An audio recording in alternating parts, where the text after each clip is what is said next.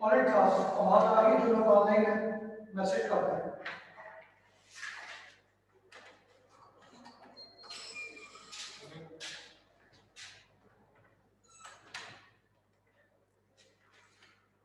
Alright, let's start.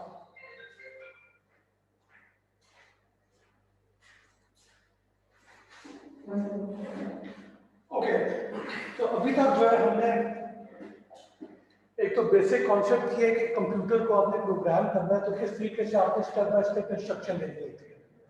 ठीक है, ये पहला स्टेप था। ये एक सा कॉन्सेप्ट क्लियर हो जाए, उसके बाद आप एक्चुअल प्रोग्रामिंग लैंग्वेजेस के थ्रू प्रोग्रामिंग कर सकते हैं। ठीक है, तो उसके बाद फिर हमने हेलो वर्ल्ड प्रोग्राम किया था कि बेसिकली आपने कोई भी जो सिंपलेस्ट प्रोग्राम है सी प्लस प्लस का कि आपने स्क्रीन के ऊपर हेलो वर्ल्ड डिस्प्ले करना है, वो कैसे करेंगे। ठीक है, उसमें हमने देखा था कि लाइब्रेरी का कॉन्सेप्ट क्या होता है, प्रोसेसर प्री प्रोसेसर का कॉन्सेप्ट क्या होता है, प्री प्रोसेसर डायरेक्टिव का कॉन्सेप्ट क्या होता है। ये हमने चीज़ें बेसिक इंट्रोडक्शन की थी। उसके बाद फिर हमने मैथमेटिकल एक्सप्रेशन की बात की थी कि आपके पास एक मैथमेटिकल एक्सप्रेशन है, वो किस तरीके से इवेल्युएट होता है, बॉड मैच के रूल्स क्या अप्लाई होते हैं, और in case same priority level है, सेम प्रेसिडेंस है, तो in that case left to right evaluation operators की होती है। साथ हमने ये भी देखा था कि अगर आपने कोई डिवीजन करनी है तो अगर आप दो इंटीजर्स को डिवाइड करेंगे तो रिजल्ट भी इंटीजर में आएगा। तो अगर आपको रिजल्ट चाहिए कि उसमें डेसिमल पॉइंट वाली और फ्रैक्शन वाला पार्ट भी हो, तो you have to make sure कि डिवीजन में न्यूमरेटर या डिनोमिनेटर में से कोई एक एटलीस्ट या दोनों नॉन इंटीजर वैल्यूज हो, यानी जिसका डेसिमल पॉइंट और फ्रैक्शन वाला पार्ट भी हो। ठीक है, तो ये चीज़ें आपको ध्यान रखना पड़ेगा, क्योंकि जब आप कोई डिवीजन अपने प्रोग्राम में इस्तेमाल करेंगे तो शुरू में ये गलती काफ़ी कॉमन होती है कि दो इंटीजर डिवाइड करते हैं तो जो फ्रैक्शन वाला पार्ट था वो रह जाता है, और मेन जो वैल्यू थी वो उसी फ्रैक्शन वाले पार्ट में थी। फॉर एग्जांपल 0 पॉइंट समथिंग है आपका रिजल्ट, तो वो फिर 0 रह जाएगा, तो दैट मीन कि जो इन्फॉर्मेशन थी वो तो सारी लॉस्ट होगी। ठीक है, तो इस चीज़ का आपने ध्यान रखना होता है।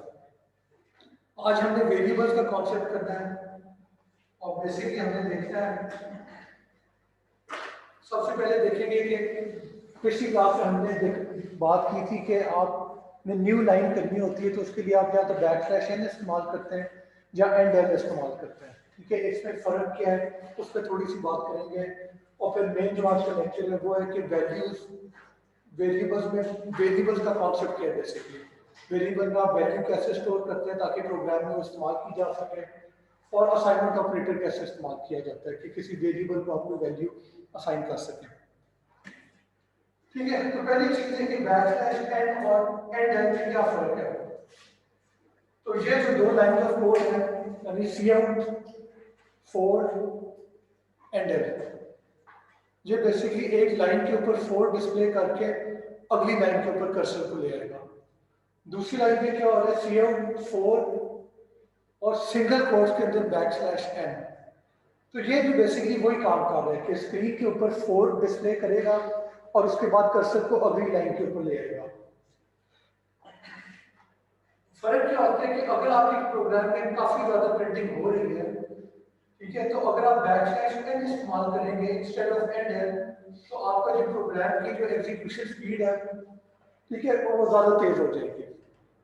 तो बेसिकली आउटपुट में तो दोनों तरीकों से कोई फर्क नहीं पड़ता, पर जो आपकी प्रोसेसिंग स्पीड है, जो रनिंग स्पीड है प्रोग्राम की, वो बहुत बेहतर हो जाएगी अगर आप n इस्तेमाल कर रहे हैं। और इसमें भी एक बात आ जाती है कि अगर आप कंसोल के ऊपर या स्क्रीन के ऊपर कमांड लाइन पे अगर कोई चीज डिस्प्ले कर रहे हैं तो उसमें शायद इतना फर्क ना पड़े, पर अगर आप किसी टेक्स्ट फाइल के अंदर राइट करना चाह रहे हैं तो टेक्स्ट फाइल में एंड की बजाय अगर आप n इस्तेमाल कर लेंगे तो वो फाइल की राइटिंग जो है वो काफी ज्यादा तेज हो जाती है। ठीक है, तो ये बेसिक स्पीड में फर्क पड़ता है। तो वो भी एज ए प्रोग्रामर आपको देखना होता है कि कल को जब आप बड़े प्रोग्राम लिखेंगे, ठीक है, तो इन दैट केस आपको एफिशिएंसी पे बहुत ज्यादा फोकस करना पड़ता है। यानी सिंपल आप अगर कोई हेलो वर्ल्ड कर रहे हैं तो उसमें तो एफिशिएंसी से इतना फर्क नहीं पड़ता। अगर कुछ मिली सेकंड या 1 सेकंड भी अगर रनिंग टाइम इंक्रीज कर जाए तो आपको तो ज़्यादा नुकसान नहीं होगा। पर लेट्स सपोज आप कोई गेम लिख रहे हैं, कोई ऑनलाइन गेम है, फर्स्ट पर्सन शूटर है, तो उसमें अगर आपके सेकंड मिली सेकंड्स की डिले आनी शुरू हो जाए तो आपकी पूरी गेम जो है उसका एक्सपीरियंस जो है वो ख़राब हो जाएगा। तो इसलिए इन दैट केस आपको फिर ऐसी प्रोग्रामिंग करनी पड़ती है जो कि बिल्कुल ऑप्टिमम किस्म की हो, जिसकी परफॉर्मेंस ऑप्टिमाइज हो, जिसकी रनिंग स्पीड जो है वो बहुत ज़्यादा तेज हो कंपेयर टू ऐसी प्रोग्रामिंग के जिसमें आपका बिला वजह का लैग, बिला वजह के डिलेज आ रहे हैं। ठीक है, तो ये तो we got this out of the वे।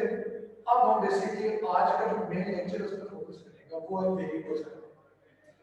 ठीक है, तो पहली चीज तो ये है कि लेट्स सपोज आपने प्रोग्राम लिखना है जो कि एक रेक्टेंगल का एरिया कैलकुलेट करता है।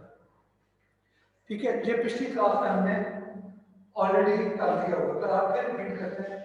सबसे पहले आप हैश इंक्लूड आईओस्ट्रीम लिखेंगे। ये बेसिकली एक लाइब्रेरी इंक्लूड कर रही है आपके प्रोग्राम में, यानी एक फाइल है जिसका नाम आईओस्ट्रीम है, उस फाइल के अंदर जितना भी टेक्स्ट है, जितना भी कोड लिखा हुआ है, वो सारे का सारा इस लाइन की जगह पे आ जाएगा, रिप्लेस कर देगा इस लाइन को। और उसका फायदा क्या है कि अब उस फाइल में जितनी भी फंक्शनैलिटी है, फॉर एग्जांपल सी आउट है, वो अब आप अपने प्रोग्राम में कहीं पे भी इस्तेमाल करेंगे, आपको इजाजत होगी। अगर आप ये इंक्लूड ना करते और फिर आप सी आउट करते हैं तो इन दैट केस आपका प्रोग्राम चलना ही नहीं था, क्योंकि वो आपका कंपाइलर जो है वो रिकॉग्नाइज ना कर सकता कि ये सी आउट चीज कहाँ से आई है। मैं फिर कह दूं कि प्रोग्राम में आपने कंप्यूटर को एक एक चीज स्पेसिफाई करनी होती है स्टेप बाय स्टेप। आप कुछ भी अज्यूम नहीं कर सकते। आप ये नहीं कह सकते कि अगर मैंने हैश इंक्लूड आईओस्ट्रीम नहीं लिखा तो सी आउट को देख के कंप्यूटर खुद, कंपाइलर खुद ही समझ आएगा कि ये फाइल इंक्लूड करनी है। ऐसे नहीं होता, आपको एक्सप्लिसिटली बताना होता है कि मैंने सी आउट इस्तेमाल करना है, उसके लिए मुझे ये वाला कोड चाहिए, ये कोड जो है आईओस्ट्रीम फाइल के अंदर है तो उसे मैं इंक्लूड करूंगा। ठीक है, इस चीज का आपने ध्यान रखना है, ये आप नहीं करेंगे तो आपको एरर आएगा प्रोग्राम। ठीक है, और ये जो है हैश इंक्लूड, ये बेसिकली प्री प्रोसेसर डायरेक्टिव होता है, जो पहले हम बात कर चुके हैं। प्री प्रोसेसर डायरेक्टिव क्या होता है कि एक प्रोग्राम होते हैं जो कंपाइल करने से पहले रन किया जाता है, यानी पहले प्री प्रोसेसर रन करता है, वो फाइल के अंदर जो भी चेंजेस करनी है, कुछ चीजें इंक्लूड करनी है, कोई मॉडिफिकेशन करनी है, वो कर देता है। ठीक है, उसके बाद फिर एक्चुअल कंपाइलेशन प्रोसेस शुरू होती है कि आपका जो भी कोड है प्री प्रोसेसिंग के बाद का, उस सारे का एक मशीन कोड बनेगा जो कि एग्जीक्यूट हो सके आपके कंप्यूटर पर। ठीक है, चलो आगे। अगली लाइन एंड मेन है। ये बेसिकली क्या बना रही है, ये प्रोग्राम को बता रही है कि ये कंपाइलर को बता रही है कि इस पॉइंट से प्रोग्राम के अंदर एंटर करना है। यानी प्रोग्राम में बहुत ज्यादा लाइन ऑफ कोड हो सकते हैं, बहुत ज्यादा फाइलें हो सकती हैं, बहुत ज्यादा फंक्शन हो सकते हैं। तो कैसे कंप्यूटर को पता लगे कि हमने शुरू कहां से करना है, तो वो एंड मेन जो है वो स्टार्टिंग पॉइंट होता है। यानी आपके पूरे प्रोग्राम में जितनी मर्जी फाइल हो, एंड मेन सिर्फ एक ही होगा और वो स्टार्टिंग पॉइंट है, वो एंट्री पॉइंट है, वहां से आपकी एग्जीक्यूशन स्टार्ट होती है प्रोग्राम की। ये बेसिकली बताते हैं कि यहाँ से अब मेन फंक्शन की जो फंक्शनैलिटी है, जो कोड है, वो शुरू होगा। पहली लाइन है सी आउट एरिया, और एरिया के 5 मल्टीप्लाई बाय 10, यानी इसमें से लेंथ 10 है और विड्थ 5 है। इसका जो भी रिजल्ट होगा स्क्रीन पे क्या लिखा जाएगा, एरिया कोलन स्पेस और उसके बाद 50 आएगा, यानी 5 इंटू 20 नहीं, 5 इंटू 10 नहीं होगा, इसका रिजल्ट होगा। और उसके बाद एंड एल कि अब जो भी चीज डिस्प्ले होगी वो उसके अगली लाइन पे होगी, उसके आगे अब और कुछ डिस्प्ले नहीं हो सकता। यानी बाद में अगर आपने कुछ और शेयर कराया तो वो नई लाइन पे चला जाएगा। और यहाँ पे एक और बात याद रखें कि यहाँ पे 5 मल्टीप्लाई बाय 10 लिखा हुआ है, 5 स्टार 10। अगर मैं 5 इंटू 10 को डबल कोट्स के अंदर डाल दूं, यानी इसके शुरू में भी इन्वर्टेड कॉमा और इसके एंड में भी इन्वर्टेड कॉमा, तो वो फिर मैथमेटिकल एक्सप्रेशन के तौर पे ट्रीट नहीं किया जाएगा, वो फिर ट्रीट किया जाएगा एक स्ट्रिंग के तौर पे, यानी एक इंग्लिश का एक एक्सप्रेशन समझ लें, या अल्फाबेट या कैरेक्टर जो है उनका एक सेट, उनकी एक कलेक्शन है। यानी अगर यहाँ पे डबल कोट्स होते हैं तो फिर रिजल्ट क्या आता था, स्क्रीन के ऊपर एरिया लिखा हुआ आता, फिर कोलन आता, स्पेस आती, और उसके बाद 5 स्टार 10 लिखा हुआ आ जाता, और 5 और स्टार और 10 के बीच में भी स्पेस होती है। ये पॉइंट क्लियर हुआ है? तो ये आपने इस चीज का ध्यान रखना है कि इन्वर्टेड कॉमास में जब चीज आ जाती है तो वो फिर मैथ नहीं रहती, मैथमेटिकल एक्सप्रेशन नहीं रहता, वो फिर आपका इंग्लिश का एक सेंटेंस आप समझने हो जाता है। और अगर इन्वर्टेड कॉमा के बगैर आप 5 मल्टीप्लाई बाय 10 लिखेंगे तो उस चीज को फिर कंपाइलर ट्रीट करेगा एज अ मैथमेटिकल एक्सप्रेशन, उसका रिजल्ट कैलकुलेट करेगा, और फिर 5 इंटू 10 की बजाय जो है जो रिजल्ट था वो रिप्लेस कर देगा उस चीज को।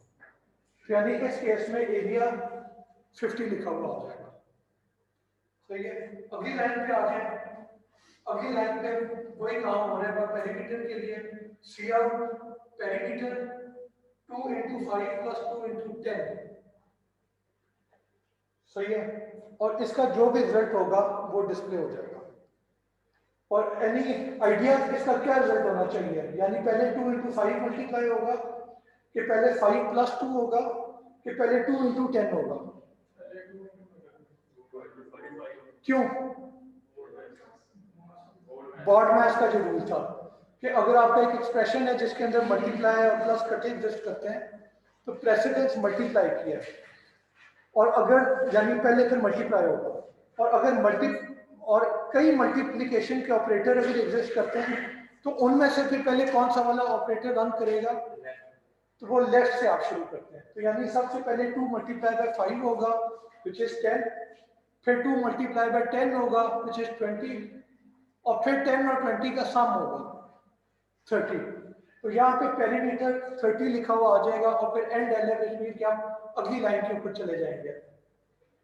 ठीक है, तो ये सिंपल आपका कोड होगा। इससे आगे आ जाए, अगली लाइन पे रिटर्न 0 लिखा हुआ है विच मीन्स कि आप कंपाइलर को कह रहे हैं कि यहाँ पे ये फंक्शन खत्म हो गया, यहाँ पे इंट मेन खत्म हो गया, इसके आगे अगर कुछ लिखा हुआ वो चीज रन नहीं होगी, वो इग्नोर हो जाएगी।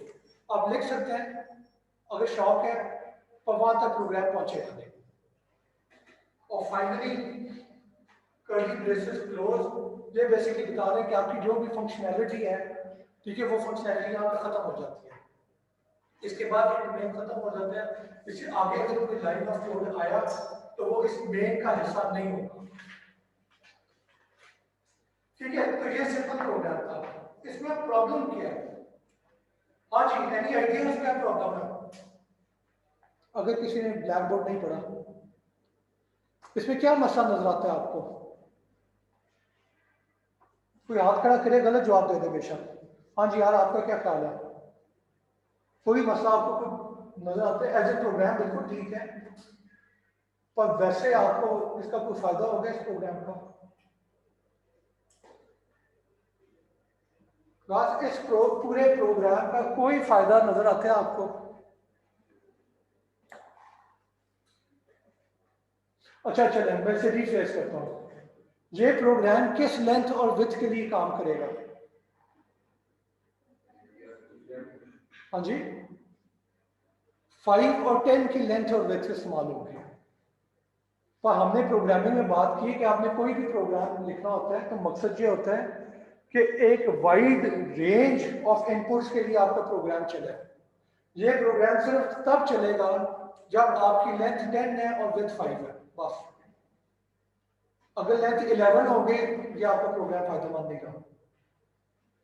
यानी आप कोई ऐसा प्रोग्राम लिख रहे हैं, बड़ा प्रोग्राम, बड़ा प्रोजेक्ट है, जिसमें आपको एरिया कैलकुलेट करना है। फॉर एग्जांपल आप गेम बना रहे हैं और उसमें आपको किसी ऑब्जेक्ट का एरिया चाहिए, तो ये फंक्शन सिर्फ तब चलेगा, ये प्रोग्राम तब चलेगा जब एरिया जो ऑब्जेक्ट है उसकी लेंथ 5 और विड्थ 10, सॉरी लेंथ 10, लेंथ 10 और विड्थ 5 होगी। उसके अलावा ये प्रोग्राम नहीं चल सकता। प्रोग्रामिंग का मकसद ये होता है कि आप कोई ऐसा प्रोग्राम लिखें कि जिसमें फर्क इनपुट आ जाए तो वो प्रोग्राम उस इनपुट के लिए भी चले। यानी अगर लेंथ जो है 10 की बजाय 50 हो गई है, 100 हो गई है, 30 हो गई है, 99 होगी, 1 मिलियन हो गई है, तो इन दैट केस टू इस प्रोग्राम को चलना चाहिए। पर यहाँ पे ऐसे नहीं होगा, यहाँ पे सिर्फ यही 2 इनपुट्स हैं और दैट्स इट। इसमें कोई चेंज होगी आपको एक नया प्रोग्राम बनाना पड़ जाएगा। ठीक है, ये पॉइंट क्लियर हुआ। और ये बात याद रखें, जो हमने पहले क्लास में भी जो एग्जांपल किए थे, जो प्रोग्रामिंग लैंग्वेज के बगैर किए थे, उसमें यही पॉइंट क्लियर किया था कि आपने जो भी प्रोग्राम लिखना है उसमें इनपुट को आप फिक्स ना करें। यानी हमने लिस्ट दी थी, उसमें मिनिमम फाइंड किया था, मैक्सिमम फाइंड किया था, तो उसमें यही बात मैंने कही थी कि सिर्फ इस सेट के लिए प्रोग्राम नहीं चलना चाहिए, मैं आपको कोई भी सेट दे दूं, आपका प्रोग्राम, आपका एल्गोरिथम चलना चाहिए। ठीक है, तो वही चीज हमने आप यहाँ पे करनी है। तो इस प्रोग्राम को आप चेंज करते हैं। सबसे पहले देखते हैं hash equal directory int main curly braces open. By the way ये कर्ली ब्रेसेस जो है ये इंट मेन के फॉरवर्ड सामने भी आप देख सकते हैं। मैंने अगली लाइन में लिखा ताकि आपको नजर आ जाए, पर इसे अभी उसके सामने भी मैं लिख सकता हूं। ठीक है, अब अगली लाइन में क्या हो रहा है, इंट लेंथ सेमीकोलन। सेमीकोलन हमने कहा था कि आपके C++ में जो लाइन ऑफ कोड होती है उसको खत्म करने के लिए इस्तेमाल होता है। इसके और भी यूजेस हैं, वो बाद में देखेंगे। और by the way her line के आगे ये नहीं आता, यानी इंट मेन के आगे आपने सेमीकोलन नहीं डाला, कर्ली ब्रेसेस ओपन के आगे भी सेमीकोलन नहीं है, और हैश इंक्लूड डायोस्ट्रिंग के सामने भी सेमीकोलन नहीं है। वो जो है हम बाद में एक्सपीरियंस के साथ हमें ये कॉन्सेप्ट क्लियर हो जाएगा कि सेमीकोलन कहाँ पे इस्तेमाल होना है। ठीक है, अभी बस इस चीज का आपने ध्यान रखना है कि इनके आगे शुरू में जो स्टेटमेंट्स हैं उनके आगे नहीं आना चाहिए, बाकी जितनी भी स्टेटमेंट्स हैं उन पे आएगा। ठीक है, तो इंट लेंथ बेसिकली कर क्या रहा है, ये अब एक वेरिएबल डिक्लेयर कर रहा है। वेरिएबल क्या होता है, आप ये समझ रहे हैं फॉर द टाइम बीइंग कि ये एक कंटेनर है जिसके अंदर आपका डेटा फिट आ जाएगा, बस। यानी आपका जो भी प्रोग्राम होता है उसकी कोर भी क्या होता है, कोई भी आप फंक्शन लिख रहे हैं, कोई भी प्रोग्राम लिख रहे हैं, उस प्रोग्राम की कोर पे उसका जो हार्ट है वो बेसिकली डेटा है, इंफॉर्मेशन है। कोई भी काम करना है वो बेसिकली क्या है, वो आप डेटा को मैनिपुलेट कर रहे हैं, डेटा रीड कर रहे हैं, डेटा राइट कर रहे हैं, दैट्स इट।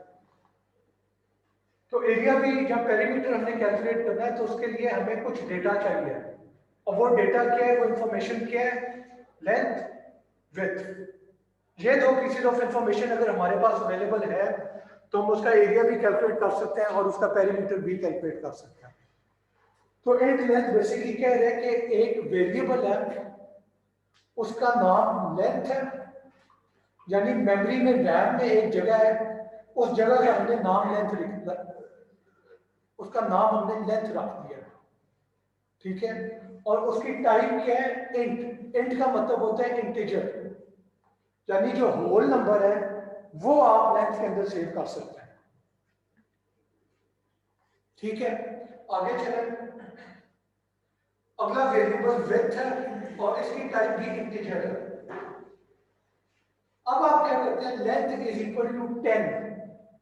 यहां पे बेसिकली क्या हो रहा है कि रैम है, कैसे ड्रॉ करते हैं, लेट्स सपोज ये आपकी रैम है।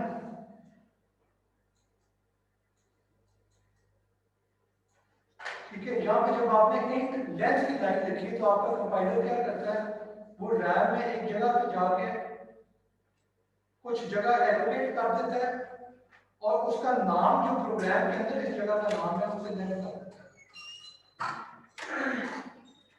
ठीक है, अब प्रोग्राम में जब भी आप लेंथ का लफ्ज इस्तेमाल करेंगे तो कंप्यूटर रैम की इस जगह पर जाके जो भी वैल्यू लिखी हुई है उसे इस्तेमाल कर सकते हैं। तो यहाँ पे हमने लिए लेंथ इज इक्वल टू 10। तो बेसिकली रैम में ये जो जगह है इस जगह पे जाके आपका कंप्यूटर 10 लेते हैं। सिमिलरली विड्थ है, विड्थ इज इक्वल टू 5। तो यहाँ पे कोई चीज हो रही है कि आपका एक और जगह है वो उसके बिल्कुल साथ भी हो सकती है, थोड़ा आगे जाके भी हो सकती है। उस जगह का नाम आपके कंप्यूटर ने विड्थ लिखा है और वहां पे वैल्यू 5 लिखी है। सही है। और ये जो रैम वाला मॉडल है जी आप याद रखना, जब भी वेरिएबल कोई इस्तेमाल होगा आप ऐसे विजुअलाइज करेंगे रैम में एक जगह है, उस जगह का नाम लेंथ और किसी और जगह का नाम विड्थ है और उनमें लेंथ और विड्थ की जो वैल्यूज है इंटीजर वैल्यू, क्योंकि हमने इंट का है इसकी टाइप, तो आप इंटीजर के अलावा कोई वैल्यू इसमें नहीं हो सकती असली तौर पर। अब अगली लाइन में क्या आ रहा है, सी आउट एरिया, ये तो पहले की तरह है। अब आगे हमने 5 मल्टीप्लाई बाय 10 नहीं किया, हमने किया लेंथ मल्टीप्लाई बाय विड्थ। और यहां पे मैं फिर आपको कह दूं कि अगर आपने लेंथ को डबल कोट्स में लिखा या लेंथ इनटू विड्थ को डबल कोट्स में लिखा तो वो फिर मैथमेटिकल एक्सप्रेशन नहीं रहेगा, वो फिर आपका इंग्लिश का सेंटेंस बन जाएगा। तो अगर ये लेंथ इनटू विड्थ को आप डबल कोट्स में इन्वर्टेड कॉमा में डालते हैं तो स्क्रीन पे लिखा हुआ आता है area colon space length English वाला space star space width English वाला। और इसका हमें कोई फायदा नहीं क्योंकि हमें एरिया चाहिए, वैल्यू चाहिए हमें। इतना सबको पता है कि एरिया लेंथ इनटू विड्थ होते हैं, इसमें हम इंटरेस्टेड नहीं है। हम इंटरेस्टेड है कि लेंथ को विड्थ से मल्टीप्लाई करेंगे तो क्या वैल्यू आएगी। तो इसलिए लेंथ इनटू विड्थ यहाँ पे जो है आपने डबल कोट्स में नहीं डाला, यहाँ पे वैसे ही लिखा हुआ है। और ये एक्सप्रेशन बेसिकली क्या कर रहा है कि लेंथ, अब ये लाइन कैसे एग्जीक्यूट होगी, कंपाइलर देखेगा, कंप्यूटर देखेगा आपका कि एरिया डबल कोट्स में है, उसे स्क्रीन के ऊपर लिख देगा। फिर वो देखेगा लेंथ, लेंथ डबल कोट में नहीं है तो वो रैम में जाएगा लेंथ वाली जगह पे और देखेगा वहां पे क्या पड़ा हुआ है, तो लेंथ में 10 पड़ा हुआ है, तो इस लेंथ की जगह 10 आ जाएगा। फिर मल्टीप्लाई का ऑपरेटर है, फिर विड्थ है, दोबारा कंप्यूटर चेक करेगा, रैम में विड्थ वाली जगह पे जाएगा, उस सेल पे जाएगा जिस सेल का नाम विड्थ लिखा हुआ है और वहां पे देखेगा क्या लिखा हुआ है, वहां पे 5 लिखा हुआ है। तो अब यहाँ पे कोड में विड्थ की बजाय 5 आ जाएगा। अब 10 मल्टीप्लाई बाय 5 की जो वैल्यू है 50, वो बेसिकली इस पूरे एक्सप्रेशन को रिप्लेस करेगी और स्क्रीन के ऊपर जो है वो 50 लिखा हुआ आ जाएगा। और उसके बाद एंडर है तो दैट मींस कि फिर अगली लाइन पे आ जाओ, कर्सर अगली लाइन पे आ जाएगा। अब जो भी चीज लिखी जाएगी वो अगली लाइन पे आएगा, उसके आगे नहीं होगा। ठीक है, नेक्स्ट लाइन ऑफ कोड क्या है, सी आउट पेरीमीटर, और यहाँ पे क्या हो रहा है 2 मल्टीप्लाई बाय लेंथ, लेंथ 10 है तो 20 आ जाएगा, plus width multiply by 2, width 5 है तो 2 into 5 10 आ गया, 20 plus 10 30 हो गया एंड पे, और स्क्रीन के ऊपर पैरामीटर 30 लिखा हुआ आ जाएगा। सही है। और इसके बाद अगली लाइन जो है रिटर्न 0 कि आप इस प्रोग्राम इस फंक्शन को खत्म कर दो, कर्ली ब्रेसेस क्लोज, ये फंक्शन खत्म हो गया। इसके बाद अब जो भी लिखा जाएगा इस फंक्शन का हिस्सा नहीं है। ठीक है, तो इस तरीके से आपका पूरा प्रोग्राम जो है वो आप हमने मॉडिफाई किए। अब फायदा क्या होगा, अब लेंथ और विड्थ जो है इस प्रोग्राम में तो हमने फिक्स कर दिए 10 और 5 पर, तो अगर हम इसकी वैल्यू चेंज करना चाहते हैं, ठीक है, यानी हमने ये एरिया कैलकुलेट किया है, अब इसके बाद हम यूजर से इनपुट लेते हैं, कहते हैं कि लेंथ की कोई वैल्यू दो। वो हमने अभी नहीं किया कि यूजर से इनपुट कैसे ली जाती, पर आगे जाकर हमने देखा है कि यूजर से अगर हम इनपुट लेते हैं लेंथ की, वो हम इस वेरिएबल में अगर स्टोर कर देते हैं तो रैम में जो लेंथ वाली जगह वहां पे वो वैल्यू लिखी जाएगी। अब आपका प्रोग्राम जो है वो किसी भी इनपुट के लिए रन कर सकता है। यानी हर दफा आप यूजर से पूछें कि लेंथ क्या है और विड्थ क्या है, इन वेरिएबल्स में वो वैल्यू स्टोर कराएं और फिर इन वेरिएबल्स को इस्तेमाल करते हुए आप एरिया और पैरामीटर कैलकुलेट करते हैं। वापस मैं अगर पिछले एग्जांपल में जाऊं, ठीक है, तो यहां पे इस एग्जांपल में कोई गुंजाइश नहीं है कि आप यूजर से इनपुट लें कि लेंथ क्या है और विड्थ क्या है। यहां पे हमने हार्ड कोड कर दिया, फिक्स कर दिया कि 5 और 10 नहीं है। अब यूजर से आप इनपुट नहीं ले सकते हैं, ये प्रोग्राम 5 और 10 के लिए रन करेगा। अगला एग्जांपल जो है इसमें हमने वेरिएबल बना दिया कि आप यूजर से कल को अगर चाहें तो आप यूजर से पूछ के रैम की लोकेशन में लेंथ और विड्थ की वैल्यू डाल दें और फिर आपका प्रोग्राम जो है उन वैल्यूज को रीड करके उनसे एरिया और पैरामीटर कैलकुलेट कर देगा। ठीक है, इसकी वैल्यू ज्यादा आपको तब नजर आएगी जब हम यूजर से इनपुट लेना सीखेंगे, जो कि अगले लेसन में होगा। ठीक है, फॉर द टाइम बीइंग आपको कॉन्सेप्ट पता होना चाहिए कि वेरिएबल है क्या बेसिकली। और यहाँ पे एक और ऑपरेटर जो हमने देखे वो असाइनमेंट ऑपरेटर है। असाइनमेंट ऑपरेटर क्या करते हैं, इक्वल टू का साइन है, एक दफा इक्वल टू का साइन, और ये बेसिकली क्या बताता है कि इक्वल के राइट हैंड साइड पे जो भी वैल्यू पड़ी हुई है, जो कि एक मैथमेटिकल वैल्यू हो सकती है, नंबर हो सकता है, कैरेक्टर हो सकता है, ठीक है, या फिर कोई और वेरिएबल भी हो सकता है, तो वो जो राइट हैंड साइड पे वैल्यू है वो पूरे की पूरी वैल्यू जो है जो इक्वल के लेफ्ट हैंड साइड पे वेरिएबल है उसके अंदर कॉपी हो जाएगी। ठीक है, ये बेसिकली आपका असाइनमेंट ऑपरेटर है। ये आपको याद रखना है कि डायरेक्शन क्या होती है कि राइट हैंड साइड पे जो भी पड़ा हुआ है उस वैल्यू को लेफ्ट हैंड साइड पे जो भी वेरिएबल नेम है उसके अंदर कॉपी कर दो। ठीक है, और लेफ्ट हैंड साइड पे वेरिएबल होना लाजमी है, यानी यहाँ पे अगर मैं 1 इक्वल टू 10 कर दूं या 5 इक्वल टू 10 या 10 इक्वल टू 10, तो that doesn't make sense at all. तो लेफ्ट हैंड साइड पे कोई वेरिएबल नेम होना चाहिए। इस एग्जांपल में लेंथ है, व्हिच मीन कि लेंथ इक्वल टू 10, 10 को लेंथ वाली जगह पे कॉपी कर दो, रैम में जो लेंथ वाली जगह है वहां पे 10 लिख दो। अगली लाइन पे विड्थ इक्वल टू 5 किया है, यानी 5 वैल्यू है, उस वैल्यू को कहां पे कॉपी करना है, रैम के उस जगह पे जिस जगह का नाम हमने विड्थ रखा हुआ है। ठीक है, और विड्थ इज इक्वल टू 5 के बजाय आप कुछ भी कर सकते थे, आप width is equal to length भी कर सकते थे। अगर मैं लिखता width is equal to length, तो उस लाइन ऑफ कोड का क्या होना था, इफेक्ट क्या मतलब होना था, कॉपी होगी, कन्वर्ट थी। अगर मैं लिखता width is equal to length, तो होना क्या था कि लेंथ वाली जगह पे रैम में जो भी वैल्यू पड़ी हुई है जो कि 10 है, वो वैल्यू कॉपी हो जाती थी रैम की विड्थ वाली जगह पे। सही है, मैं ये भी कर सकता था width is equal to length divided by 2। फिर क्या होना था, पहले वो रैम में जाता लेंथ वाली जगह पे, वहां पे देखता क्या पड़ा हुआ है, तो दैट इज 10, फिर 10 डिवाइडेड बाय 2 करता, रिजल्ट क्या आता 5, फिर वो 5 कॉपी हो जाता विड्थ वाली जगह पे रैम में। और अब आप अपने प्रोग्राम में कहीं पे भी लेंथ और विड्थ को इस्तेमाल करें, आपको इजाजत है, उसमें वैल्यू पड़ी होगी वापस इस्तेमाल करना। ठीक है,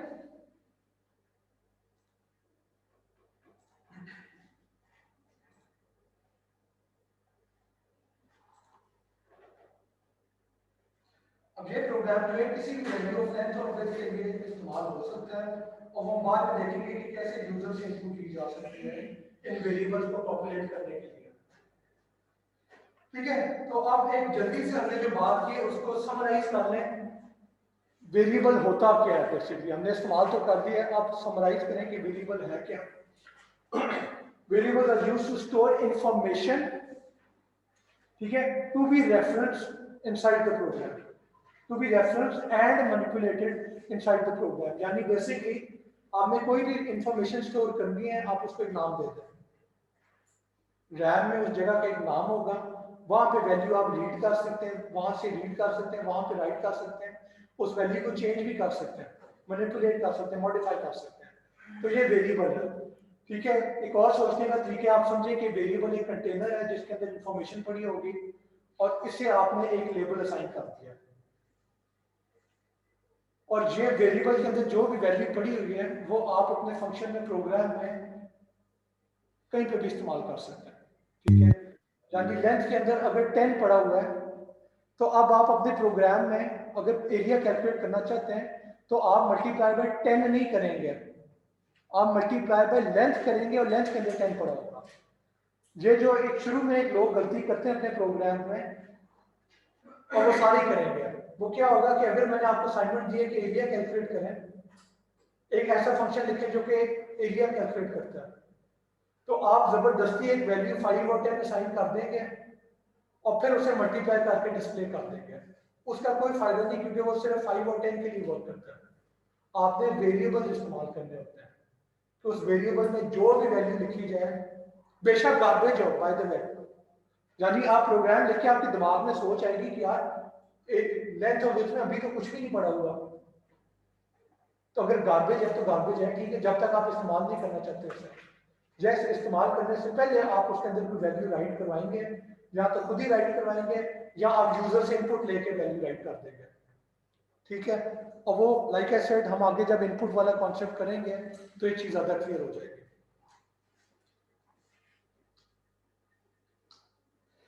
वेरिएबल डिक्लेरेशन का तरीका क्या होता है, हमने पहले जो देखा है उसे फिर कर लेते हैं कि आप वेरिएबल की टाइप लिखते हैं, यानी in this case integer int है, और बाय द वे ये इंट जो है ये आपने इसी तरीके से लिखना होता है, अगर आई को आपने कैपिटल कर दिए तो वो कोई और चीज बन जाती है, और ये रिजर्व्ड वर्ड है। रिजर्व्ड वर्ड का मतलब है कि इंट जो है वो C++ के कंपाइलर का एक लफ्ज है, और इसे आप इसी तरीके से इस्तेमाल करेंगे, इसे आप अपने और किसी काम के लिए इस्तेमाल नहीं कर सकते।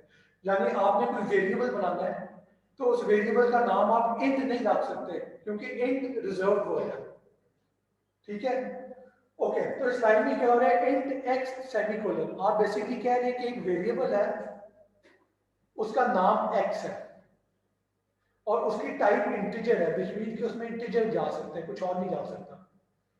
और एक्स जो है बेसिकली रैम में एक लोकेशन है, उस लोकेशन को आपने लेबल दे दिया कि इस लोकेशन का नाम एक्स है और इस लोकेशन पे एक इंटीजर पड़ा होगा।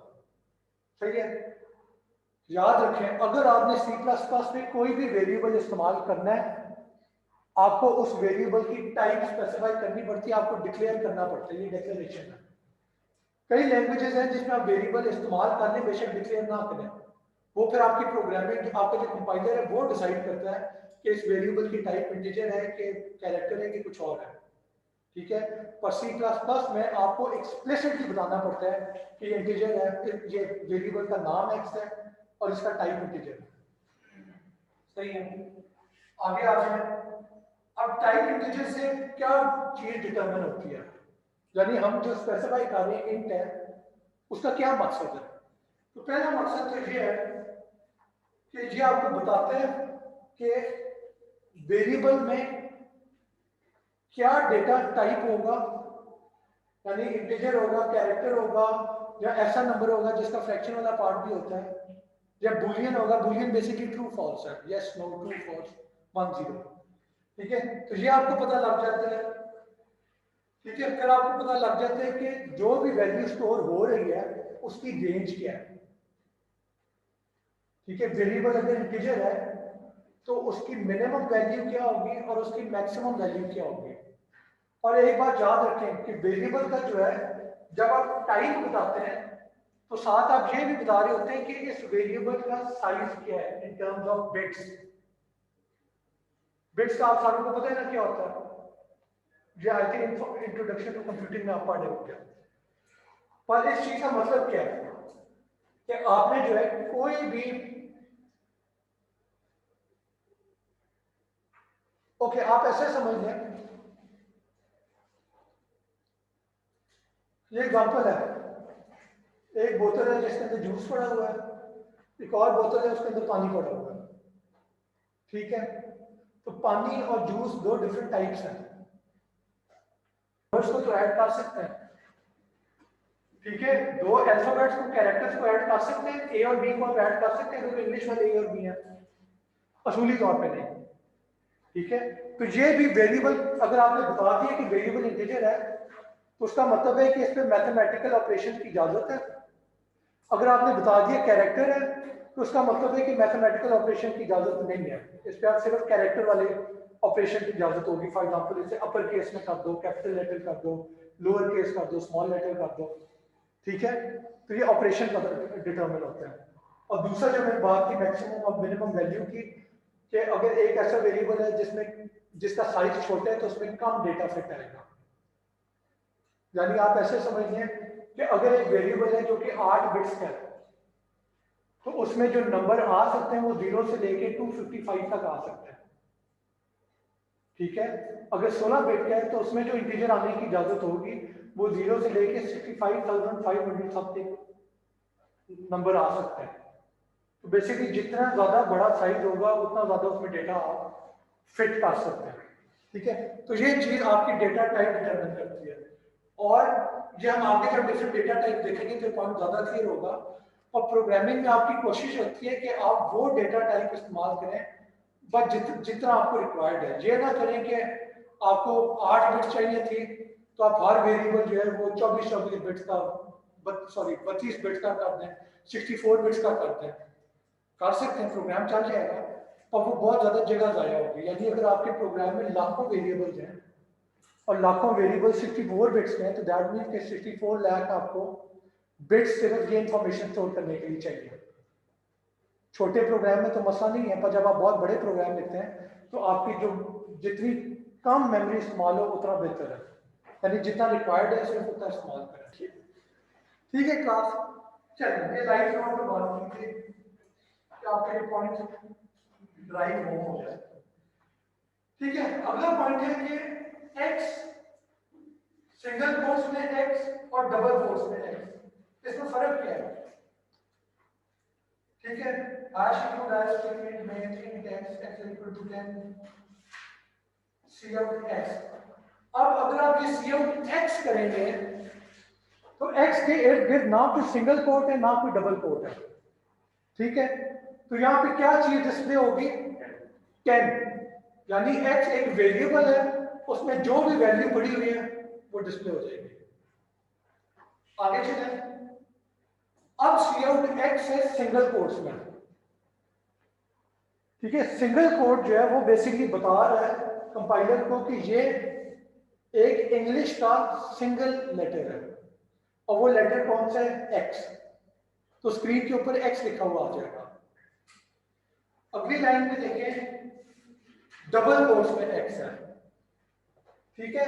तो एक बात तो अपने दिमाग में बिठा लें कि अगर आपने किसी चीज को एज ए वेरिएबल इस्तेमाल करना है तो उसके इर्द गिर्द ना सिंगल कोट होना चाहिए ना डबल कोट होना चाहिए, वो ऑन इट्स ओन होगा जैसे खाली एक्स लिखा हुआ है। अब सिंगल और डबल कोट्स वाले एक्स में क्या फर्क है? सिंगल कोट वाले एक्स का मतलब है कि ये एक सिंगल लेटर है, सिंगल कैरेक्टर है। डबल कोट्स वाले एक्स का मतलब है कि ये एक स्ट्रिंग है। स्ट्रिंग का मतलब है कि इसमें मल्टीपल कैरेक्टर्स हो सकते हैं। यानी अगर मैं अपना नाम डिस्प्ले करना चाहता हूं और मैं आदिल सिंगल कोट में लिखता हूं तो वो एरर दे देगा। क्यों? क्योंकि सिंगल कोट में सिर्फ एक लेटर आ सकता है। तो अगर मैंने पूरा नाम आदिल डिस्प्ले करना है तो मैं डबल कोट्स के अंदर आदिल लिखूंगा कि ये स्ट्रिंग है। String is a character, is a collection of multiple single letters, ठीक है। ये पॉइंट क्लियर है। और अगर मैं अपने नाम का सिर्फ पहला इनिशियल लिखना चाहता हूं, यानी आदिल का सिर्फ ए लिखना चाहता हूं, तो वो मैं सिंगल कोट में अगर ए लिखता हूं तो उसका मतलब है एक लेटर है। डबल कोट्स में ए लिखता हूं तो ठीक है एक लेटर ही है, पर उसमें मल्टीपल लेटर एटलीस्ट आ सकते थे अगर मैं चाहता था। सिंगल कोट में मुझे इजाजत ही नहीं और लेटर डालने की। और by the way double quotes में भी थोड़ा सा और एक लेटर लिखे तो थोड़ा और इश्यू होते हैं, जो कि हम अभी डिटेल में नहीं जाएंगे। काफी हफ्तों बाद जब हम स्ट्रिंग्स पढ़ेंगे तब ये पॉइंट क्लियर करूंगा। फॉर द टाइम भी आपको बस ये पता होना चाहिए कि डबल कोट्स में मल्टीपल लेटर्स आ सकते हैं, सिंगल कोट में सिर्फ एक आ सकता है। और सिंगल और डबल दोनों ही जो है वो फिर एज वेरिएबल ट्रीट नहीं होते हैं। वेरिएबल के तौर पर ट्रीट करना है तो फिर कोड्स नहीं इस्तेमाल करना है। ये बात भी दिमाग में घुसा लें कि आप जब प्रोग्राम शुरू में लिखेंगे आपसे गलती होगी कि आप एक्स को या जो भी वेरिएबल है उसके इर्द गिर्द आप कोट्स डाल देंगे गलती से, तो उस चीज का ध्यान रखें।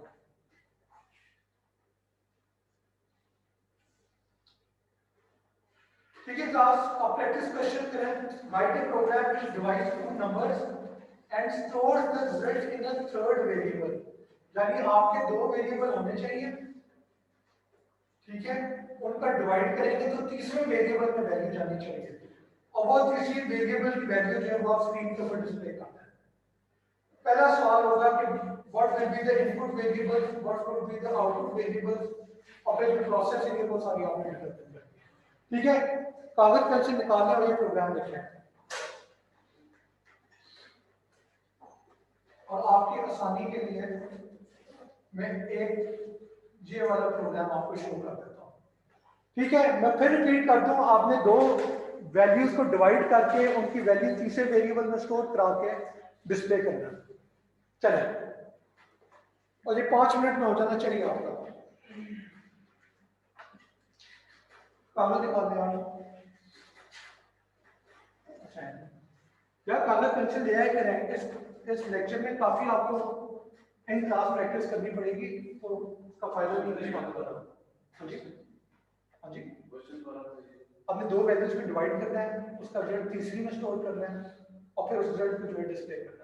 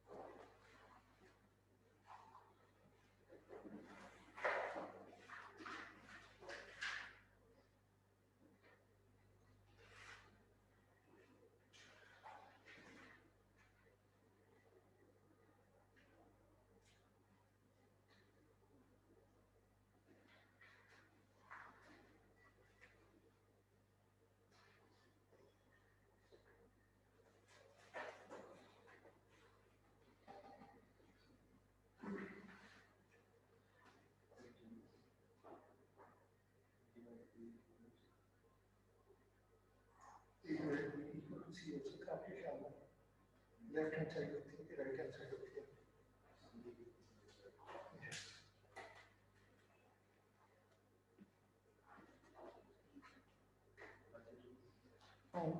गलती है, मैं बताता हूँ। हाँ जी क्लास, कितनों का हो गया?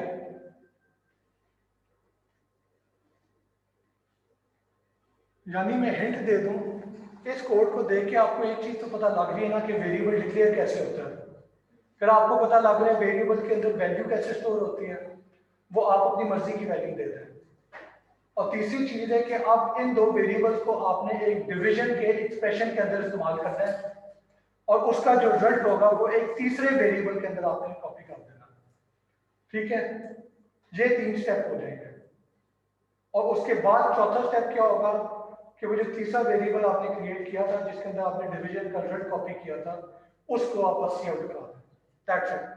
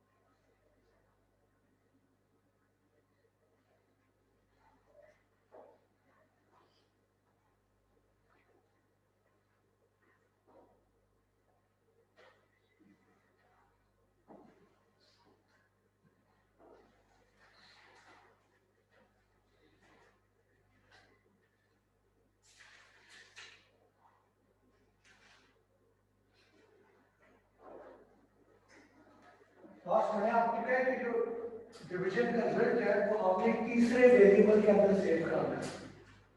ठीक है, तो मैं काफी लोगों को देखा वो 3 वेरिएबल नहीं इस्तेमाल कर रहे, वो सिर्फ 2 वेरिएबल इस्तेमाल कर रहे हैं और उनके डिवीजन का रिजल्ट डायरेक्ट सी आउट करवा रहे हैं। पहले उसे स्टोर करें इनको थर्ड वेरिएबल, उसके बाद सी आउट करवाएं।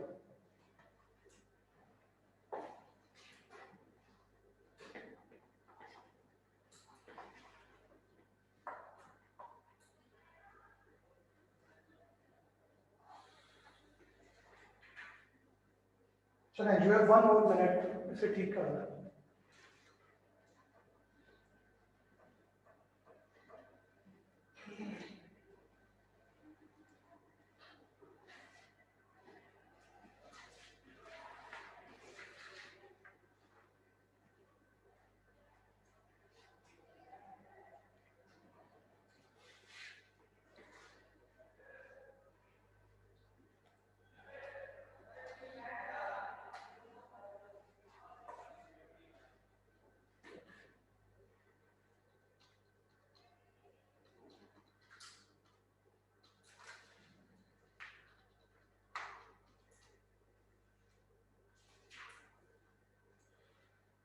ऑलराइट क्लास, इसका सॉल्यूशन देखते हैं।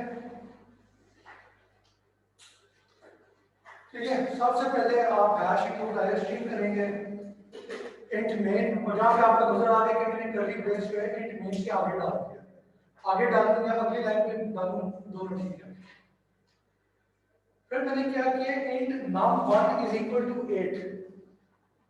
अच्छा, पिछले जो एग्जांपल था उसमें हमने क्या किया था, पहले इंट लेंथ किया था, फिर अगली लाइन पे लेंथ इज इक्वल टू 10 था। यहाँ पे हमने वो दोनों काम जो है वो एक ही लाइन पे कर दिए, यानी int num1 is equal to 8, यानी हमने पहले एक वेरिएबल डिक्लेयर किया है, उसका नाम num1 है, उसकी टाइप इंटीजर है, और फिर हमने अपने कंप्यूटर को कहा है कि रैम में जो भी जगह है जिसका नाम, जिस मेमोरी लोकेशन का नाम num1 है, उस लोकेशन पे जाके 8 लिख दो। तो यानी डेक्लेरेशन और इनिशियलाइजेशन जो वैल्यू आपने ऐड करनी वो सारा हमने एक लाइन में कर दिया, दोनों ठीक है। आप int num1 is equal to 8 भी कर सकते हैं, और आप इंट num1 सेमीकोलन, और अगली लाइन में num1 is equal to 8 semicolon, ये भी कर सकते थे, दोनों चीजें ठीक है। अगली लाइन पे आ जाए, int num2 is equal to 3, जो आपने दूसरा वेरिएबल डिक्लेयर किया उसका नाम num2 है, उसकी टाइप इंटीजर है, और जो आपने पहली वैल्यू इसमें कॉपी की है वो 3 है। सही है, जहां तक क्लियर है? ओके, अगला जो आप काम है वो है, आपने तीसरा वेरिएबल डिक्लेयर किया है इन रिजल्ट, और आपने कह दिया कि रिजल्ट वाली जगह पे 0 लिख दो। अगली लाइन पे क्या हो रहा है, result is equal to num1 divided by num2 semicolon. यहां पे मैं एक और चीज बता दूं कि ये जो हमने int result is equal to 0 किया है, हमारे पास ये ऑप्शन भी थी कि हम कर देते int result is equal to num1 divided by num2, यानी पहली वैल्यू तो 0 कॉपी नहीं होगी, वो डायरेक्ट जो भी रिजल्ट है सबसे पहले आप वही कॉपी कर देंगे। ठीक है, तो ये मैंने जबरदस्ती किया था कि आप लोगों को ये भी चीज बता दूं कि आप कोई वेरिएबल डिक्लेयर करते हैं तो एक अक्लमंदी होती है कि उसे शुरू में ना एक वैल्यू 0 की असाइन करते हैं, ताकि अगर आप अपने प्रोग्राम पे गलती से वैल्यू असाइन किए बगैर वेरिएबल इस्तेमाल करें तो उसमें गार्बेज पड़ी होगी और शायद आपसे पकड़ा ना जाए कि गलती हुई है। पर जब आप इक्वल टू 0 कर देते हैं तो दैट मीन कि आपने जबरदस्ती उसे साफ कर दिया बेसिकली, तो यहाँ पे अब 0 पड़ा हुआ है। अब जब तक आप वैल्यू इसमें नहीं डालेंगे तब तक आपको पता लग जाएगा कि काम गलत है। ठीक है, तो इससे बेसिकली हाँ, इनिशियलाइज टू 0 एक बड़ी कॉमन प्रैक्टिस है। कोई भी आपने वेरिएबल बनाना है, शुरू में आप उसे इक्वल टू 0 कर दिया करें, उसके बाद फिर उसे वैल्यूज असाइन करें जो भी आपको चाहिए प्रोग्राम के मुताबिक। एनीवे, अगला सवाल है कि रिजल्ट में इस वक्त क्या पड़ा होगा, 2.66, 2 या 3? कितने लोगों का ख्याल है 2 पड़ा होगा? हाथ खड़ा करें। ठीक है, 8-7 लोगों का ख्याल है। कितने लोगों का ख्याल है 2.66 होगा? किसी का नहीं ख्याल? और कितनों का ख्याल है 3 होगा? यार आधी से कम क्लास ने 2 का है और बाकी किसी ने हाथ उठाया नहीं है। अगर गलत भी है आप हाथ उठाएं। फिर से मैं काट रहा हूं 2.6 कितने लोग समझते हैं? हाथ खड़ा करें। ठीक है 4 लोग, 2 और 3। ठीक है अब एटलीस्ट सारों ने हाथ उठाया। गुड। क्लास एक बात याद रखें, जब आप दो नंबर्स को डिवाइड करते हैं और दोनों इंटीजर हैं तो हमने कहा था कि रिजल्ट इंटीजर होगा, तो 2.66 जो है वो तो वहीं पे गलत हो गया। अब रह जाते हैं कि 2 होगा कि 3 होगा। ठीक है 3 आप लोगों ने समझा कि राउंड ऑफ करके 3 हुआ है कि अगर 2.5 से ऊपर है तो वो 3 हो जाएगा। ठीक है ऐसे नहीं है। अगर दो इंटीजर को डिवाइड कर रहे हैं तो सिंपली क्या होता है कि जो भी रिजल्ट है उसमें पॉइंट के बाद वाला जो वैल्यू है, पॉइंट के बाद जो भी इंफॉर्मेशन है वो सारी बस कैंसिल हो जाएगी। तो यानी 2.66 था तो 0.66 जो है वो गायब हो जाएगा, डिलीट हो जाएगा। तो रह क्या जाता है? 2 रह जाता है। तो यहां पे जो आउटपुट होगी वो 2 होगी। अगर रिजल्ट 2.99999999 होना था तो वो भी 3 ना होता, वो भी 2 ही होता।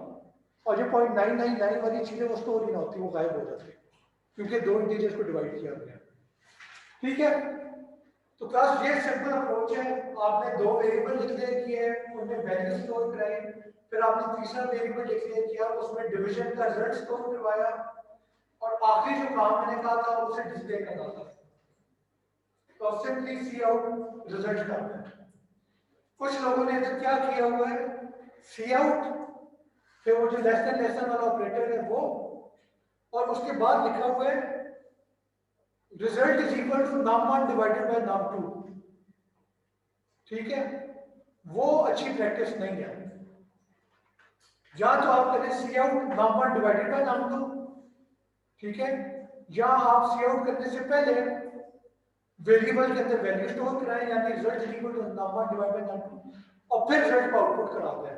यानी ये ना करें कि सी आउट के अंदर आप असाइनमेंट भी कर रहे हो, ठीक है उसमें मसला होता है, वो ना करें। असाइनमेंट अगर करनी है तो पहले करें, उसके बाद उस वेरिएबल को बाद में डिस्प्ले करना है। क्लियर है? याद जाग जाए अगले 4 साल ये प्रोग्रामिंग करनी है आपने। ठीक है मल्टीपल असाइनमेंट्स, आपने एक वेरिएबल x डिक्लेयर किया, उसमें वैल्यू 10 सेव कराई, फिर आपने x डिस्प्ले किया तो 10 स्क्रीन के ऊपर लिखा हुआ आ गया। अब आप क्या करते हैं x इक्वल टू 20। अब क्या होगा स्क्रीन के ऊपर अगर आप सी आउट x करते हैं तो अब 10 नहीं लिखा हुआ आएगा, अब 20 लिखा हुआ आएगा। तो किसी भी वेरिएबल को आप मल्टीपल टाइम असाइन करना चाहते हैं तो आप जब भी इस्तेमाल कर रहे हैं उस इस्तेमाल से एंड पहले जो सबसे आखिरी वाली असाइनमेंट हुई थी वो इस्तेमाल होगी। यानी यहाँ पे x को आपने पहले 10 असाइन किया था पर उसके बाद क्योंकि 20 असाइन किया है तो इसलिए जो आखिरी वाला सी आउट है उसमें 20 की वैल्यू आएगी। यानी 20 ने बेसिकली ओवरराइट कर दिया 10 को। यानी एक ग्लास में आपने पहले पानी डाला, फिर पानी निकाल के आपने चाय डाल दी, तो अब उस ग्लास में आपको पानी नहीं मिलेगा, उसमें सिर्फ चाय मिलेगी आपको। ठीक है x 30 कर दिया, अब 30 प्रिंट हो जाएगा एंड सो ऑन। ठीक है ऑलराइट एक और बात याद रखनी है, a variable can be declared only once. इस जुमले का क्या मतलब है? पहले आपने किया इंट x, अगली लाइन का आपने किया x इक्वल टू 10, फिर आपने किया सी आउट x और वो 10 स्क्रीन के ऊपर लिखा हुआ आ गया। अगली लाइन का आपने दोबारा लिखा है इंट x। इस चीज की आपको इजाजत नहीं है। अगर आपने प्रोग्राम में एक दफा कह दिया कि x एक वेरिएबल है और उसकी टाइप इंटीजर है, ठीक है, तो अब आप दोबारा उस वेरिएबल को डिक्लेयर नहीं कर सकते। ना ही आप दोबारा कह सकते कि x इंटीजर है, आप ये भी नहीं कर सकते कि x के नाम का कोई और टाइप का वेरिएबल बना दे। यानी आप ये भी नहीं कह सकते कि x कैरेक्टर x है या बूलियन x है, उसकी भी इजाजत नहीं है। x अगर एक दफा आपने कह दिया कि इंट x सेमीकोलन, बस अब आप आगे उसे दोबारा से नहीं डिक्लेयर कर सकते, रीडेक्लेरेशन की इजाजत नहीं होती। और ये भी उन गलतियों में से जो कि शुरू में बहुत ज्यादा लोग करते हैं, तो इस चीज का भी आप केयरफुल रहना, ठीक है। तो बस ये है, बाकी अगर इस दूसरे वाले इन टेक्स्ट को निकाल दो तो बाकी प्रोग्राम बिल्कुल ठीक है। यानी बाकी प्रोग्राम में क्या हो रहा है, एक फॉर 20 की वैल्यू फिर साइन हो रही है, सी आउट होगा, उसके बाद 30 की वैल्यू साइन हो रही है, सी आउट होगा, दैट इज फाइन। आप वैल्यू बार बार साइन कर सकते हैं, पर बार बार वेरिएबल की डिक्लेरेशन नहीं कर सकते, बार बार ये नहीं कह सकते कि माइक्रोफोन काम नहीं करता भी मैंने।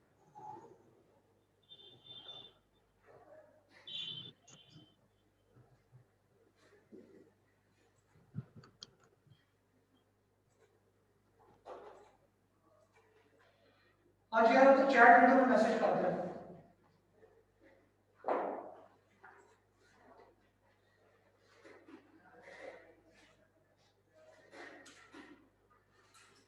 ठीक है, तो क्लास इस चीज का ध्यान रखें। आगे आ गए, different styles of variable declaration, int x, y, z, semicolon। ये लाइन बेसिकली क्या कर रही है कि एक ही लाइन में डिक्लेयर कर रही है कि तीन वेरिएबल्स है प्रोग्राम में, x, एक का नाम x है, एक का नाम y है, एक का नाम z है, और इन तीनों की टाइप इंटीजर है, ठीक है। ये हमने बेसिकली बार बार वही चीज लिखने की बजाय एक लाइन में सब कुछ कर दिया। आप ये भी कर सकते हैं, int x equal to 0, y, z is equal to 5, semicolon. ये लाइन क्या कर रही है कि आप एक ही लाइन में तीन वेरिएबल डिक्लेयर भी कर रहे हैं।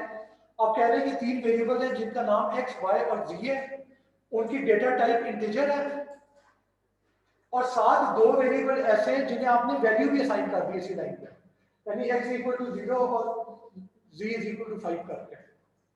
पर ये याद रखें, इनके बीच में कॉमास है, सेमीकोलन नहीं है। सेमीकोलन होता तो उसका मतलब है कि अब नया एक्सप्रेशन शुरू होने लगा है। हमने वो नहीं करना, एक्सप्रेशन एक ही है, पर हम कॉमास के थ्रू सेपरेट कर रहे हैं कि ये हम तीन डिफरेंट वेरिएबल्स को डिक्लेयर कर रहे हैं और उनमें से दो को वैल्यू भी असाइन कर रहे हैं। ये डिफरेंट तरीके हैं, प्रैक्टिस के साथ ये भी क्लियर आपको होता जाएगा। यानी हम डिफरेंट टाइप के अप्रोचेस इस्तेमाल करेंगे आगे प्रोग्राम में, तो वो रेपिटेशन के साथ आपको क्लियर हो जाएगा। और तीसरा तरीका जो ऑब्वियसली हम कर चुके हैं, एक लाइन में int x इक्वल टू 0 लिखो, अगली लाइन में int y लिख दो, उससे अगली लाइन में int g इक्वल टू 5 लिख दो, और इसमें तीनों के आगे सेमीकोलन आ रहा है, विच मीन कि ये लाइन, ये स्टेटमेंट जो है, ये प्रोग्राम लाइन ऑफ कोड यहाँ पे खत्म हो गया, आगे अब अगला लाइन शुरू होगा, ठीक है। फिर डिफरेंट ठीक है, ओके। अब ये प्रोग्राम देखना है, यहाँ पे क्या हो रहा है, सबसे पहली लाइन पे आपने किया है int x equal to 0, y is equal to 5 और comma z is equal to y। तो इसकी एग्जीक्यूशन कैसे हो रही है, सबसे पहले आपका कंपाइलर जो है रैम में एक जगह को एलोकेट कर देगा x के लिए, उस सेल का नाम x रख दिया और वहां पे वैल्यू 0 लिख दिया। रैम की एक और लोकेशन में उसने उसका नाम y रखा है, लेबल y असाइन किया है, और जो वैल्यू उस मेमोरी लोकेशन पे कॉपी की है वो वैल्यू 5 है। और तीसरा जो काम हो रहा है वो हो रहा है z is equal to y। यहां पे क्या होगा कि रैम में पहले एक जगह एलोकेट हो रही है, उस जगह का नाम z रखा है, और वहां पे वैल्यू कौन सी कॉपी की है, तो कंप्यूटर पहले y वाली जगह पे जाएगा, रैम में देखेगा वहां पे क्या पड़ा हुआ है, और वहां पे 5 पड़ा हुआ है, तो वो उस 5 को उठा के z वाली जगह पे कॉपी कर देगा। देखिए, शुरू में जब आप वेरिएबल्स की बात कर रहे होंगे तो एक अच्छी अप्रोच है कि आप दिमाग में ना विजुअलाइज कर रहे हो रैम के मॉडल को, कि रैम में एक जगह है, उस जगह का नाम वेरिएबल नेम है, वहां पे वैल्यू पड़ी है, वो आपको विजुअलाइज करेंगे, आंखों से देख रहे होंगे तो आपको वेरिएबल कम कंफ्यूजिंग लगेंगे। और एक दफा आपको प्रोग्रामिंग आ जाती है, यानी कुछ 2-3 असाइनमेंट वेरिएबल की कर लेते हैं, फिर तो वैसे ही कॉन्सेप्ट क्लियर हो जाएगा, ठीक है। ये हो गया, अगले पॉइंट पे चले, मेमोरी चेंजेस कैसी होती है वेरिएबल असाइनमेंट में। तो एग्जांपल देखते हैं, आपने दो वेरिएबल डिक्लेयर किए, int a, b। रैम में दो सेल है, एक सेल का नाम a रखती है, एक सेल का नाम b रखती है। जब आपने a इज इक्वल टू 2 किया है, तो जो a वाला सेल था रैम में वहां पे 2 लिखा गया, बस और कुछ नहीं हुआ।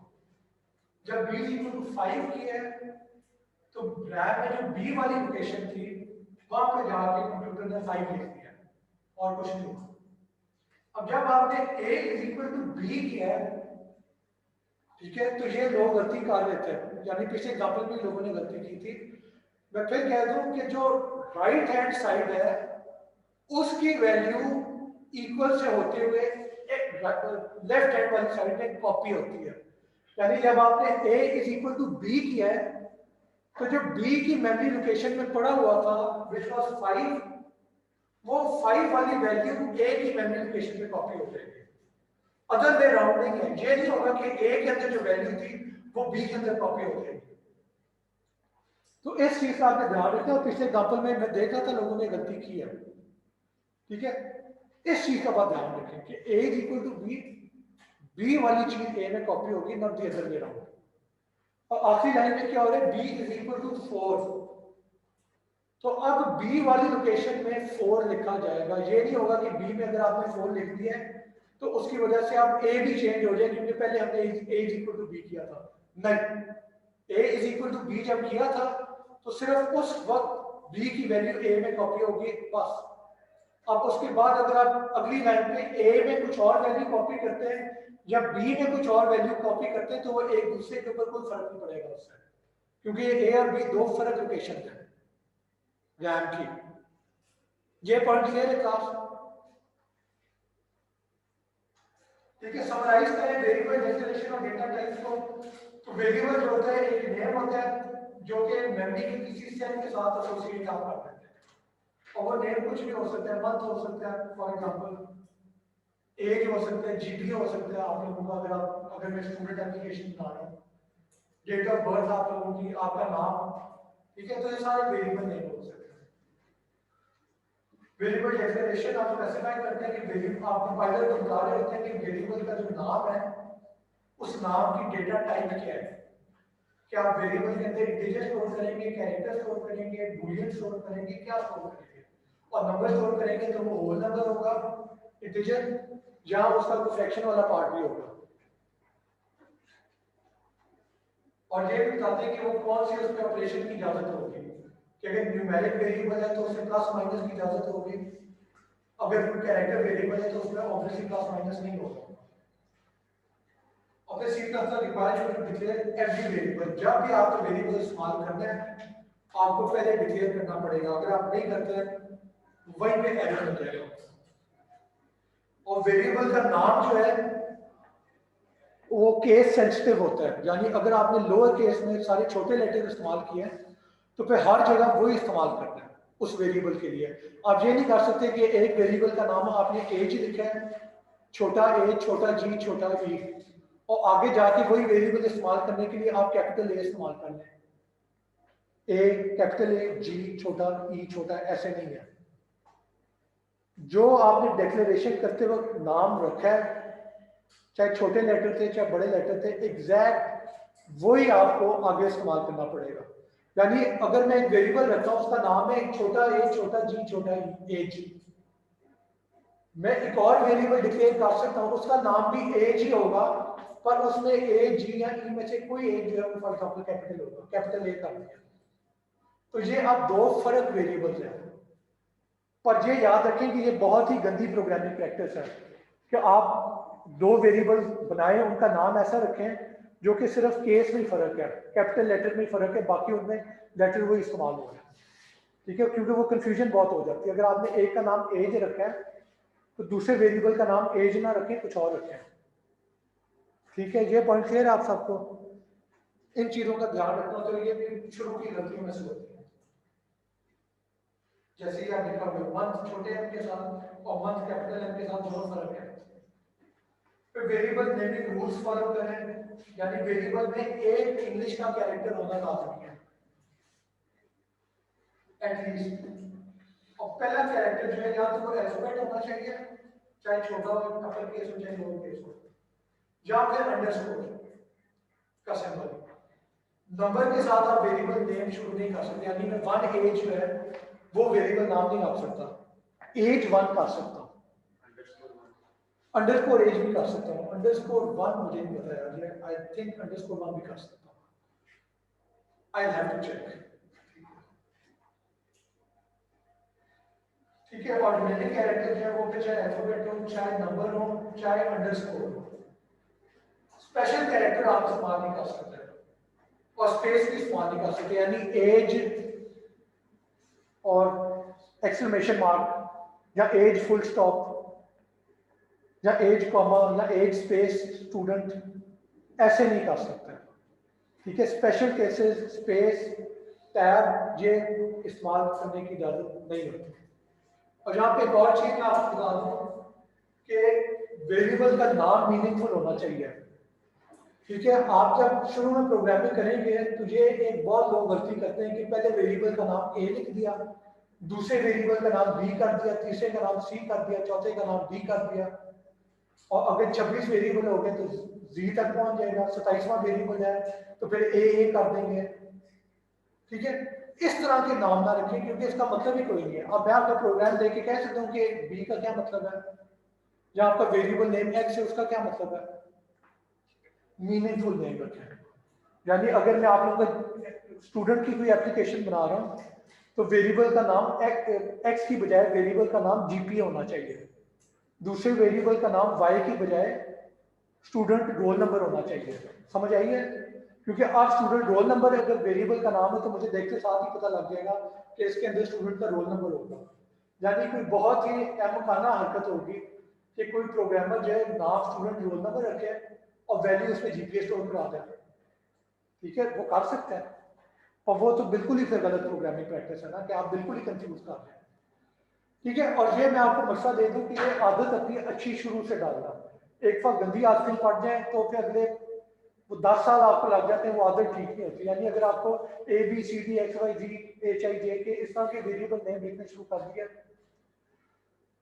वो फिर आदत पक्की हो जाती है। फिर आप इंडस्ट्री में जाके जब प्रोग्राम लिखेंगे और इस तरह का वेरिएबल इस्तेमाल करेंगे तो पहले दिन ही बॉस जो है वो आपके ठीक ठाक धुलाई करेगा, और अगर क्लाइंट को आपने प्रोग्राम दिया तो क्लाइंट जो है अगली दफा आपके पास नहीं आएगा।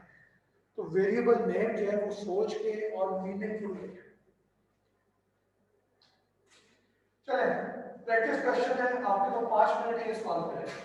Right a program which displays the final velocity given the starting velocity, acceleration and time elapsed since start. You can use any value for starting velocity, acceleration and time. Input variable क्या होंगे, output variable क्या होगा, processing क्या होगी। अब नीचे मैंने formula आपको दे दिया है कि अगर आपने फाइनल वेलोसिटी कैलकुलेट करनी है तो उसका फॉर्मूला क्या है, starting velocity plus acceleration into time. और इसके एक और मकसद है, अगर आप में से किसी को फिजिक्स नहीं आती तो उससे फर्क नहीं पड़ना चाहिए। यानी एज अ प्रोग्रामर आपका काम है कि जो काम आपको दिया गया है आपने वो करना है।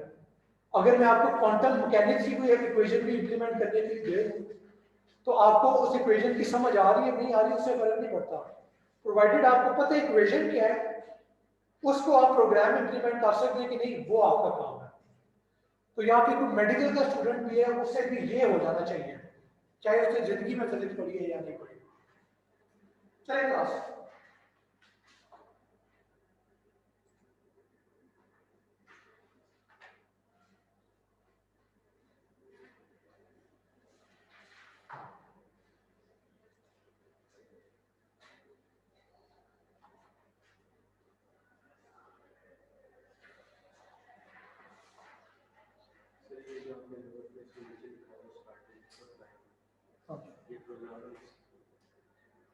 नहीं ये बाय द वे मैंने इंग्लिश में लिखी है स्टेटमेंट, प्रोग्राम में आप वेरिएबल नाम ऐसे नहीं कर सकते कि सबस्क्रिप्ट फाइनल और सबस्क्रिप्ट स्टार्टिंग नहीं हो सकता।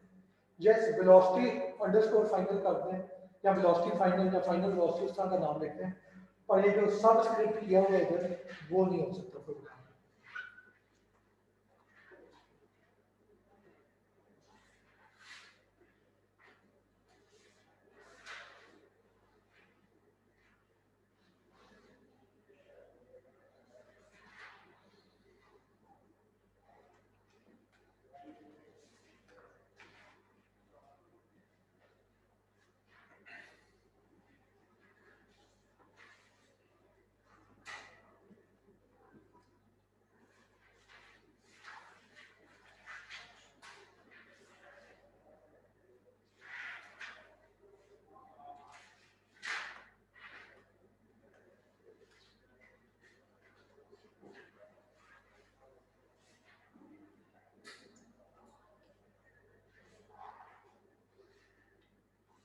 यार अपना मुंह कवर कर लें वरना फिर बाइक चले जाएगी। मुंह कवर कर लें, नाक कवर कर लें।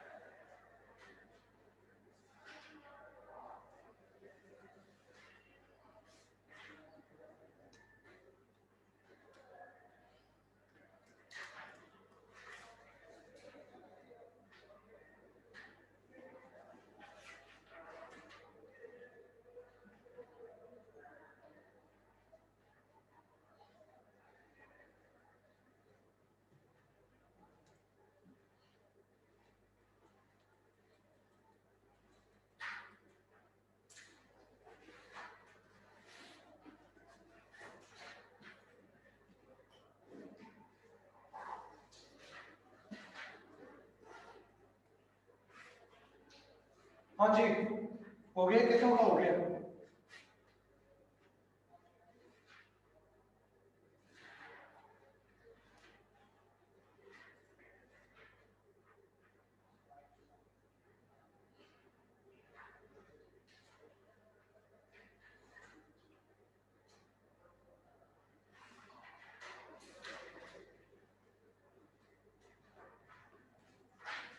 क्लास अगर आप वेरिएबल इस्तेमाल कर रहे हैं तो फिर वेलोसिटी कैलकुलेट करने के लिए भी आप वेरिएबल ही इस्तेमाल करेंगे।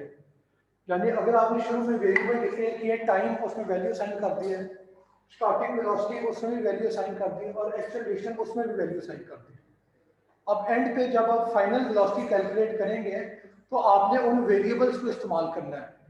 आपने ये नहीं करना कि वैल्यू असाइन करने के बाद अब नीचे जब फाइनल वेलोसिटी कैलकुलेट करने की बारी आई है तो अपनी तरफ से लिख देंगे 5 + 10 × 30 फॉर एग्जांपल। ऐसे नहीं है, वो वेरिएबल ही इस्तेमाल करना है, उसका मकसद ही ये है। ठीक है, वेरिएबल डिक्लेयर करना है, उसमें वैल्यू असाइन करनी है और फिर फाइनल वेलोसिटी कैलकुलेट करने के लिए जो एक्सप्रेशन है उसमें वही वेरिएबल इस्तेमाल करें। अपनी तरफ से कोई नया वेरिएबल या कोई नई वैल्यू ना डालें। ठीक है, कितनों का हो गया? चाहे गलत चाहे सही, कर लिया, हाथ खड़ा करें। ऑल राइट यार, इसका जो है देख लेते हैं, सोल्यूशन देखना है।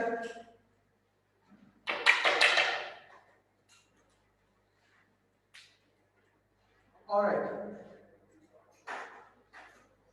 ठीक है, हैश इंक्लूड आईओ स्ट्रीम ये लिखना लाजमी है, टिक करते जाए, बल्कि अगर नहीं लिखा तो -1 लिखते हैं। अगर आप किसी ने हैश इंक्लूड आईओ स्ट्रीम नहीं लिखा, -1 करना है। भाई जो नंबर नहीं लग रही, मैं आपके लिए कह रहा हूँ। अगली लाइन पे इंट मेन राउंड ब्रैकेट और कर्ली ब्रेसेस। कर्ली ब्रेसेस चाहे उस लाइन पे हो चाहे अगली लाइन पे, दोनों ठीक है। ये नहीं लिखा, -1 करना है। अगली लाइन पे आपने एक वेरिएबल डिक्लेयर करना है, उसकी टाइप इंट होगी और उसका नाम मैंने एस वेल लिखा है, यानी स्टार्टिंग वेलोसिटी। आप स्टार्टिंग वेलोसिटी कर दें, एस वी कर दें, जो भी आपने किया है, प्रोवाइडेड के वेरिएबल था और उसमें अपनी मर्जी से वैल्यू असाइन कर दें, मैंने 8 किया। अगली लाइन पे आए, इंट एफ वेल यानी फाइनल वेलोसिटी इक्वल टू 0। इसके अंदर रिजल्ट आएगा। ठीक है, अगली लाइन में int acceleration is equal to 10, अगले वेरिएबल का नाम एक्सेलरेशन है, उसकी टाइप इंटीजर है और उसके अंदर 10 पड़ा हुआ है। उससे अगली लाइन में int time is equal to 15। ठीक है, अब 4 वेरिएबल थे, चारों डिक्लेयर हो गए और चारों को वैल्यू असाइन हो गई है। अब आपने क्या करना है, एफ वेल यानी फाइनल वेलोसिटी वाला variable is equal to u vel, sorry ये एस वेल है, स्टार्टिंग वेलोसिटी, ये गलती हुई है मेरे से।